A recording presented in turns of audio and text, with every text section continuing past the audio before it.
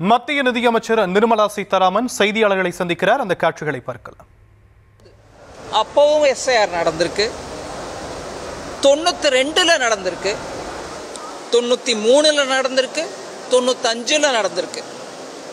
அதுக்கப்புறம் 2002, 2003, 2004, அதாவது மொத்தம் சேர்த்தா 10 முறை 2000 the year 2000க்கு முன்னாடி 10 முறை நடந்திருக்கு.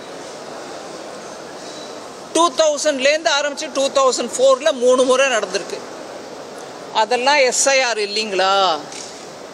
அப்போ அந்த எஸ்ஐஆர்லாம் நடந்த போது காங்கிரஸோட தோழமை கட்சியாக பல கட்டங்களில் மத்திய அரசியலையும் பங்கேற்று இருக்கக்கூடிய டிஎம்கே இப்போ ஏதோ பிஜேபி சுயமாக ஏதோ கிரியேட் பண்ணி ஒரு பெரிய பூதத்தை எடுத்துகிட்டு வந்தாங்கங்கிற மாதிரி கொடி பிடிச்சிக்கிட்டு போராட்டம் நடத்துறது எதுக்கு?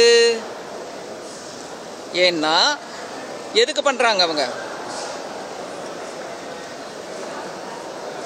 நான் கொஞ்சம் நேற்றுக்கோ முந்தின நாளோ அதுக்கு முன்னாடியோ ஞாயிற்றுக்கிழமை பேசியிருக்காருன்னு நினைக்கிறேன் முதலமைச்சர்,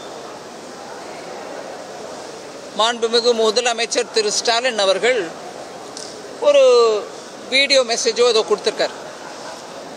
இந்த மக்களுடைய ஓட்டு உரிமையை பறிக்கிறதுக்கான முயற்சி தான் இந்த எஸ்ஐஆர்.